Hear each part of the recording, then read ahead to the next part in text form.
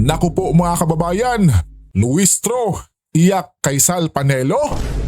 Naku po, mantakin mo kasi naman kabayan no? Bumuelta itong si Luistro Anya, if we don't hold hearings, how will we determine probable cause? Manghuhula ba tayo? Naku po mga kababayan, di po ba? Manghuhula ba tayo? Kaya naman hindi ito pinalampas ni Attorney Sal Panelo. Eto, pakinggan natin mga kabayan. Yung Justice Committee kako ay isang monstrosity o isang makahalimaw na prosedimento na nilikha ng komite. At isang obviously maliwanag na isang plataforma para sa libreng publisidad para sa kanila. Talagang hanggang langit ang inis nyo pag sinusuri ninyo itong committee ito. Correct. Sapagkat, tingnan nyo nung nag-file ng impeachment complaint laban kay Presidente Marcos Jr., kadali-dali nila na dinismiss. Hindi na sinuri. Basta dismissed. Not sufficient in form and substance. Tapos, ito naman kay VP Sara, pinatatagal nila ng pinatatagal. Matapos, na madalian din na nagbigay sila ng ruling ng desisyon na yung dalawang impeachment complaint ay naaayon at sufisyente sa forma, hindi lang sa forma, o hindi sa sustansya. Pero ano ang ginawa nila? Kasi dapat po yan, the moment na sufficient form and substance yan, ipadala mo na sa plenaryo. Lalong-lalo na, nung sinabi na ni VP Sara, nung sa subpoena, na hindi na siya dadalo. Correct. Sapagkat yung pagdalo dyan sa Committee on Justice, sa kanilang pagtinig, ay hindi naman obligatory, hindi sapilitan. Tama. Yun ay isang pribileyo o karapatan na kung ayaw mong dumalo, o hindi huwag kayong dumalo. Pero may dahilan naman kung bakit siya dumalo. Ang sabi ng mga abogado, paano naman kami dadalo dyan? O sasagot? Wala naman kayong mga aligasyon na nagpapakita na maaaring nag-commit ng krimen itong si VP Sara, ang kliyente namin. Kaya, ba't pa kami pupunta dyan? Tama kabayan. Maliban pa dyan. Mamaya, i-discuss natin. Tinatawag nyo pang isang mini-trial. Ano pang dahilan? Gaya po ng sinabi natin sa inyo. Kung ikaw ay objective na tao, kahit hindi ka abogado, gagamitin mo lang yung sentido común. Ang magiging conclusion mo, wala talagang kabatay-batayan, katawa-tawa ang mga aligasyon laban kahit isa. Kaya nang sinabi na natin, paulit-ulit sa ating program, yung ground ng illegal disbursement of confidential funds ay hindi po pwedeng maging batayan para i-demanda mo sa impeachment. Sapagkat, unang-una, wala pang ang pinal na sinasabi ang Commission on Audit. Tama kabayan. Na irregular nga ang ginawang paggasto sa confidential funds. Pangalawa, yung pong notice of disallowance na binigay, ay ang ibig lang naman sabihin nun, kulang ang mga requirements mo. At katunayan, out of the 125 million, marami na silang nasumite. Kaya ang natitira na lang sa hindi pa maliwanag sa paggastos dahil wala pang mga tinatawag na paliwanag o resibo, ay mga 70, hindi tayo nagkakamali, mga 75 million na lang o 78 billion. Sige po, Kaya attorney. hindi totoo na 125. Pangalawa, o pangatlo, talagang hindi nga ako pwedeng gawin niya yan sapagkat merong opinion ang Commission on Audit na inilabas na sinasabi nila, maayos naman daw, sinunod naman daw ng Office of the Vice President, ng Medyo lagi yung video ni Attorney Sal Panelo mga kababayan ha. Pero ang importante marinig natin yung kanyang komento ukol dyan sa ginawa nilang impeachment kay VP Sara mga kababayan. No? Itong pinagagawa ni Luistro kabayan. At kung paano paiyakin nitong si Attorney Sal itong si Luistro din kabayan. Di po ba?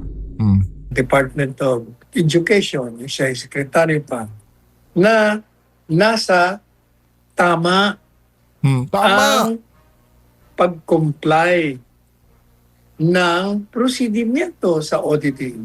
Madali sabi, okay ang auditing procedure na ginamit nila. At bago po natin ipagpatuloy yung kay Attorney Sal Panelo mga kababayan ay pakinggan muna natin ang boses ng ordinaryong mamamayang Pilipino ukol sa impeachment na nangyari kay VP Sara Duterte kabayan. Eto, pakinggan natin. VP Sara, opinion naman po. Ma'am, unsa imo reaction sa impeachment ni VP Sara kay Luoy na niya? Unsa pod imong opinion about sa impeachment ni VP Sara? Shout out sa inyo mga sir. Sir Jump Jump, Sir Reynaldo Beltran at Sir Reynante Ganap Mabasa. Hello po sa inyo at maraming salamat sa inyong mga comments po. Mga kababayan, welcome to my POV again. Alright. Let's get straight to the point. Okay. Ang impeachment complaint laban kay Vice President Sara Duterte ay hindi simpleng opinion. Tama, Ito tama. ay isang constitutional process na dapat nakabase sa ebidensya, batas, at due process. Hindi sa politika, hindi sa personal na galit. Mga kababayan, linawin lang natin. Ang impeachment is a formal legal process to charge high-ranking officials for serious wrongdoing. Yan. Hindi pa ito parusa, accusation pa lang ito na dadaan sa masusing proseso. At malinaw sa 1987 Philippine Constitution, Article 11, Section 2, ang pwedeng ma-impeach ay President, Vice President, Supreme Court Justices, Constitutional Commissioners, at Ombudsman. At ang grounds lamang ay culpable violation of the Constitution o mga kasalanang paglabag sa Constitution, treason o pagtataksil, bribery o panunuhol, graft and corruption, other high crimes, and betrayal of public trust. And take note, exclusive list ito. Hindi pwedeng dagdagan, hindi pwedeng imbintuhin. So what's the process mga kababayan? Under Article 11, Section 3, complaint is filed in the House of the Representatives. Then, the House has the exclusive power to initiate impeachment at kailangan ng 1/3 vote para umusad, and the Senate has the sole power to try and decide. At sa Senado, hindi ito political stage. Ito ay isang hukuman. Evidence must be competent, admissible, substantial. At huwag nating kalimutan ang Article 3, Section 1, Bill of Rights, na no person shall be deprived of life, liberty, or property without due process of law. So, ibig sabihin mga kababayan, kahit Vice President pa yan, hindi pwedeng chismis, Tama. hindi pwedeng haka-haka, Correct. hindi pwedeng pressure ng publiko. Kailangan ebidensya. Yun. Now, let's cross-examine the allegations. Round 1. Round one. Culpable violation of the Constitution. Ang legal standard nito ay must be willful and intentional, must violate a specific constitutional provision, must be done in bad faith. So my questions, which exact article or section ang nilabag? Ano ang specific act? May proof ba na sinadya na ito? Mga kababayan, policy disagreements is not equal to constitutional violation. Kung walang specific provision na nilabag, kung walang intentional act, then legally, no culpable violation. Ground 2, betrayal of public trust. Ang legal standard nito is based on jurisprudence like impeachment cases.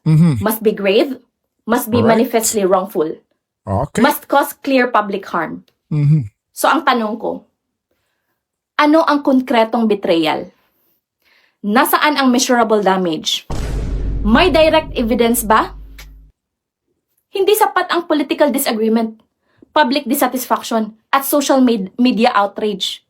Mga kababayan, opinion is not evidence. Kung walang grave misconduct, no betrayal of public trust. Ground 3, graft and corruption.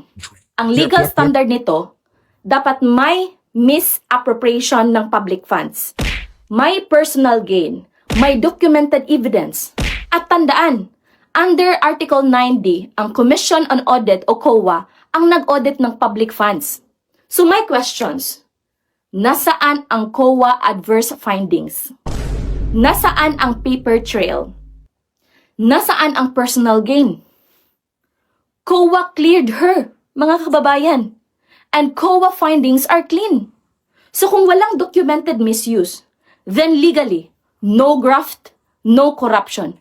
Hearsay is equal to legally insufficient. Fourth ground, other high crimes. Ang legal standard nito must be a defined offense under law, must be serious, must be proven with evidence. So my questions, anong specific crime? Defined ba ito sa batas? Nasaan ang proof?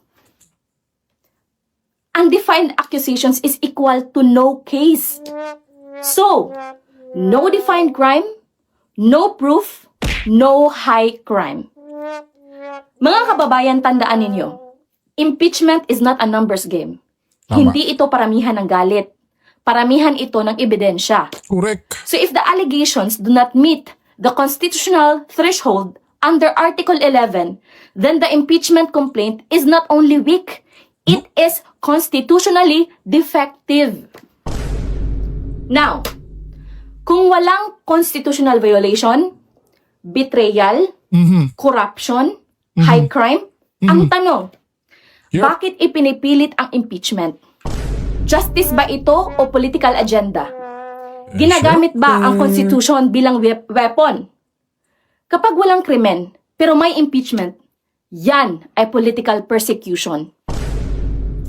I believe that the Supreme Court will uphold the Constitution, ensure due process, and prevent abuse of impeachment powers. Because the Constitution is not a weapon. It is a shield for justice. Correct. Now, let's look at the biblical lens, mga kababayan. Ito. Sa Exodus chapter 23 verse 2 says, "Thou shalt not follow a multitude to do evil." Dili ka magsunod sa usa ka panon sa katawhan sa pagbuhat og dautan. So, hindi porke marami ang naniniwala. Tama na. Truth is not determined by majority. Neither shalt thou speak to wrest judgment. Dili ka usab magsaksi sa usa ka buruka, kuyog sa usa ka panon sa katawhan aron sa pagtuis sa katarungan. So, justice must not be influenced by public pressure. Hindi pwedeng i-bend ang katotohanan dahil lang sa dami ng nagsasalita. Sa 1 Timothy chapter 5 verse 19, it says there, "Do not entertain an accusation unless supported by 2 or 3 witnesses." Dili ka magdawat og sumbong batok sa usa ka ansyano, gawas kung adunay duruha kung tutulo ka saksi. So, hindi dapat tinatanggap ang paratang kung walang ebidensya. Hindi sapat ang chismis, haka-haka, o political claims. This is due process, Tama. even in the Bible. And lastly, na ibibigay ko na Bible verse sa inyo. Proverbs madam. chapter Go, madam. 17 verse 15. It says there, "He that justifieth the wicked, kadtong magapamatarong sa dautan. And he that condemneth the just, og kadtong magasilot sa matarong, even they both are abomination. Silang duruha, managsama maoy dulumtanan sa makagagahom. So, false accusations for personal gain are not justice, mga kababayan. Nako po. They are sin against truth and the law. Parehong mali ang pagdepensa sa may sala at pagparusa sa inosente. Kung pinaparusahan ang walang kasalanan, ito ay hindi lang injustice, kundi kasalanan. So mga kababayan, malinaw na walang constitutional violation, walang betrayal of public trust, walang graft o corruption, at walang high crime. The impeachment complaint fails in form and substance. Correct. I stand with Vice President Sara Duterte, not for politics, but for the rule of law, due process, and fairness. Impeachment is serious business. Kung mahina ang kaso, walang impeachment, walang justice. Ma'am, sa impeachment, At yun na nga po mga kababayan, no? Ibang klase, grabe, itong talino ni Ma'am Eda Arabis mga kababayan, no? Pambihira. Tumbok na tumbok mo, madam. Di ba? Walang ebidensya mga kababayan. Di ba? So paano yan, Madam Luistro? Kaya pala, no, na sobrang halatado yung kanilang galawan mga kababayan. Dahil wala pa palang ebidensya, kaya yung ginawa nila ngayon, pa-delay-delay ko, no? Tapos, pa-fishing-fishing mga kababayan para kahit papano makakuha sila ng kanilang ebidensya para ilalaban kay BP Inday. Diba? Kababayan, kasi alam na alam nila pagdating sa Senado dyan, kabayan, ay bokya yung mga yan. Panalong panalo. Panigurado si BP Sara dyan. Diba?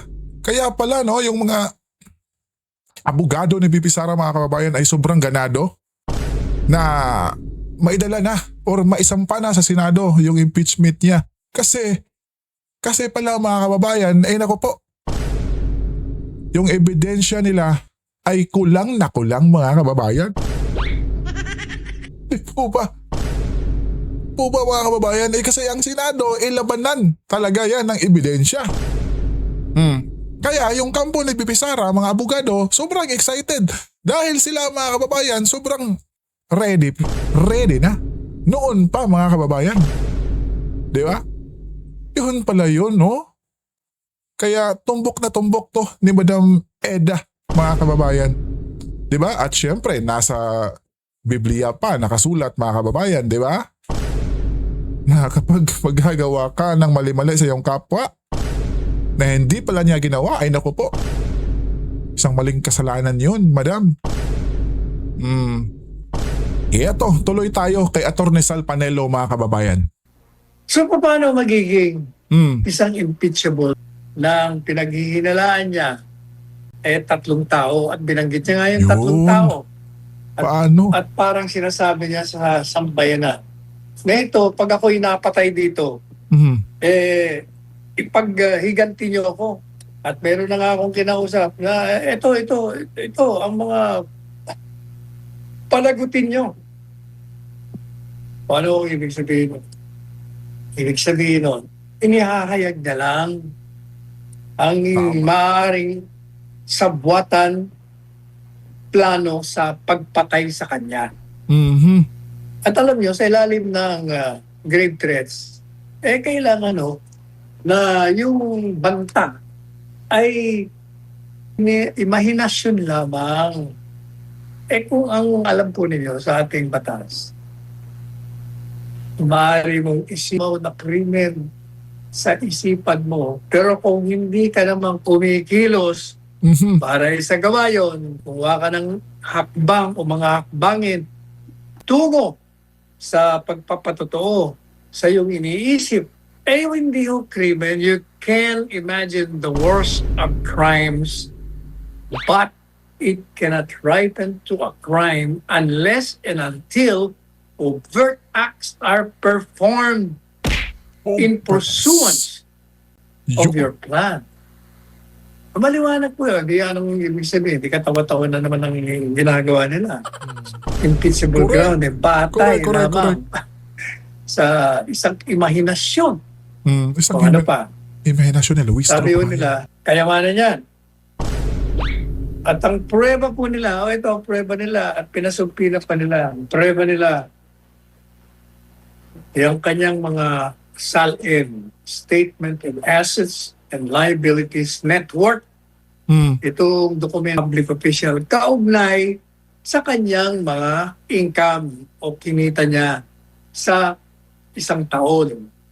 Yes po, Atty. Sal. Obligado po sila. Kung pag hindi ka nag-file niya, sigurado may kaso ka. So, madalit sabi nitong komite, lalong-lalo na yung isang miyembro dyan, ang kalakas ng loob ng tinamaan ng magaling na ito. Yung isang miyembro dyan, hanapin niyo kung sino. Sino, Atty. Ito Sal? dati itong head ng isang agency sa panahon ni Presidente Duterte. Maniwala ba kayo, isang taon pa lang, ito'y naglakbay sa iba't ibang bansa. 15 o 17 beses. Kaya galit na galit si Presidente Duterte. Alam na natin, kabayan, ha, kung sino ito, ah.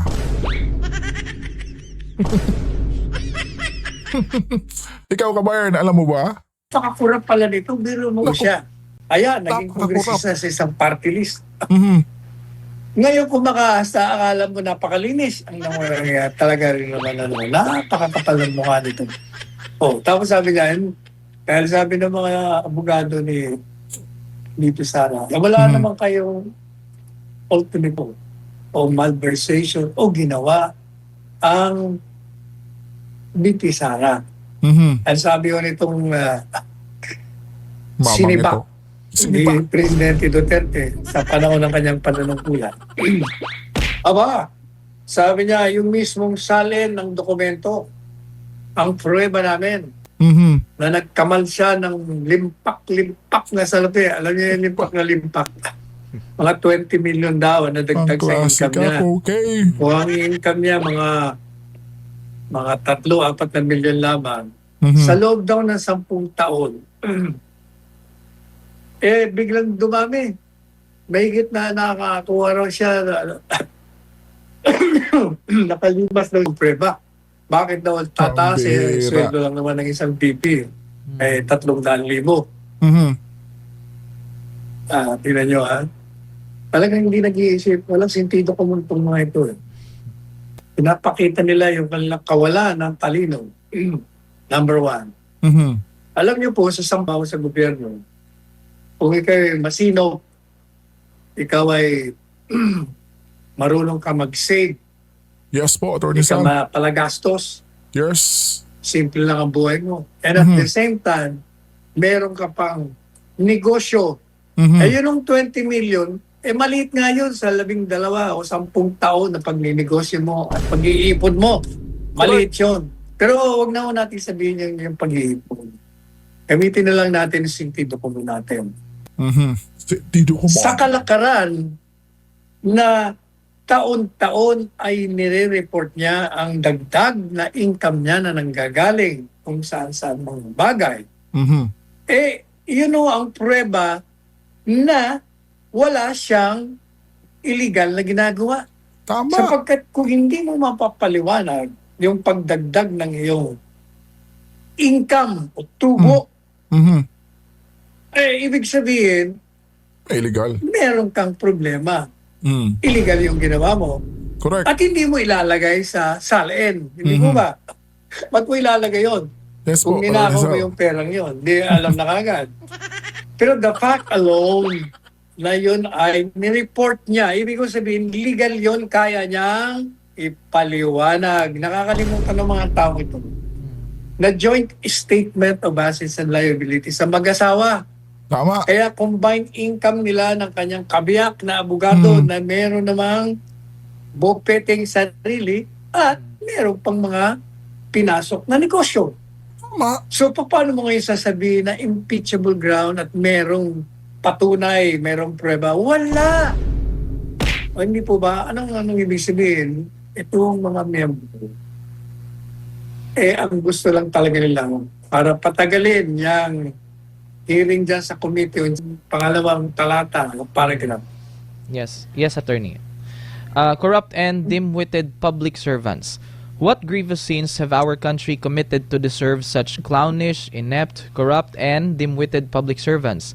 These committee members, not having any credible evidence to support the impeachment complaints, have introduced a monstrosity of evidence in her defense. After they ruled that the charges against her were sufficient in substance, with the defense legal team opting not to respond to allegations other than saying that no ultimate facts have been alleged to deserve a response, realizing that there is no evidence on record to support the impeachment complaints, they conclude with the end in view of fishing for evidence to be used against her. When the Vice President's defense team questioned the irregularity of such an action as intruding on the exclusive jurisdiction of the Senate to try impeachment cases, they insisted on pursuing it, changing its nomenclature, and argued that the mini-trial is akin to a preliminary investigation that determines the existence of probable cause. The problem with such argumentation is that it contradicts the committee's ruling that the impeachment complaints are sufficient in substance, meaning they found that there is reasonable ground to believe that Vice President Duterte committed the impeachable acts alleged in the impeachment complaints. Ayan po, attorney. Tingnan nyo, wala sufficient informant substance. Sabi mo ganda din, wala kayong ultimate facts. Hindi kami pupunta dyan. Sabi lang, tinan mo itong mga defense na ito. Hindi nila sinasagot ang mga aligasyon laban sa kanilang kliyente.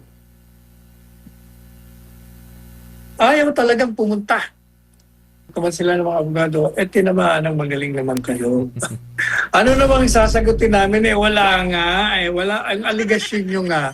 Wala man kayong kapureba-pureba. Bakit pa kami sasagot? Pangalawa, bakit kailangan pumunta dyan? Hindi kailangan sapagkat pribileyo niya yun, karapatan niya yun na hindi pumunta. Oh. Pangalawa, tingnan niyo and sabi po nila, pag hindi ka pumunta, ibig sabihin, nagpapatunay lamang na may kasalanan ka. Saan ka naman nakalimutan ng mga ito? Na pag ikaw po ay nag-akusa, ay nakasalalay doon sa nag-akusa, hindi sa inaakusahan because the Constitution guarantees the presumption of innocence. Ipinagpapalagay ng saligang batas sa sino mang inaakusahan ng isang krimen na papalagay siyang inosente. Kaya hanggat hindi mo pinapatunayan yan, siya ay inosente sa mata ng tao at sa mata ng batas. Hindi ba ang ginagawa niyo, pinopropaganda niyo, sinisiraan niyo ang karakter at reputasyon ni VP Sara sa pamamagitan ng pangungulit niyo. Matagal na kayo meron desisyon dyan sa complaint na yan, pati ang butungan ninyo. At yun na nga po mga kababayan, Nako po, tinawanan lang sila ni Atty. Sal Panelo. Yung mga pinagagawa nila kay BP Inday Sara, kabayan, alam naman natin, kabayan, na itong si Atty. Sal Panelo ay isa sa pinakamagaling na abogado, di po ba? At, di ba, mantakin mo pa nga na yung kanyang anak ay isa sa legal counsel ni BP Inday Sara. Di ba? Kaya, yung mga abogado ni BP Inday ay paniguradong hindi yan basta-basta, kabayan. Talagang papalag at papalag yan. Di ba? Kaya itong sila Luistro at Redon, kabayan, ay paniguradong iyak to. Di po ba? Kasi yung ebidensya nila, kabayan, ay kulang na kulang. Kaya pala, tila ba'y dinedelay nila, mga kababayan. Di pa nila diniretsa dun sa Senado. Nangunguha pa pala sila ng ebidensya, kabayan. Di ba? Kulang-kulang Di ba? Kaya yung mga abogado ni VP Sara or legal counsel ay sobrang excited na mapunta na sa Senado. Kasi nung nakaraan pang taon na handang-handa na sila. Di ba? Ayon nga kay Atty. Poa, di ba mga kababayan, sa kanyang interview, na yun din yun, yung gusto nila. Na maipunta na sa Senado para magkaalaman na. O di ba? Kaya itong Fla Luistro, Redon, sino pa yan? Abante, De Lima, yung Iwe na nagdadala ng piatos mga kababayan. Sino pa ba? Name it. Yung gustong ma-impeach si BP Sara. Ay, nako, abangan nyo lang doon sa Senado. Di ba? Ikaw kabayan, ano masasabi mo? Magkomento na kayo sa baba at syempre pag-usapan natin yan at yung mga kababayan nating OFW, mga kababayan na nasa gitang silangan ay ingat po kayo. At syempre, yung mga kababayang nasa United States po ay nako po, mabuhay po kayo dyan mga kababayan. Mabuhay na mabuhay po kayo at syempre ingat and have a blessed Saturday.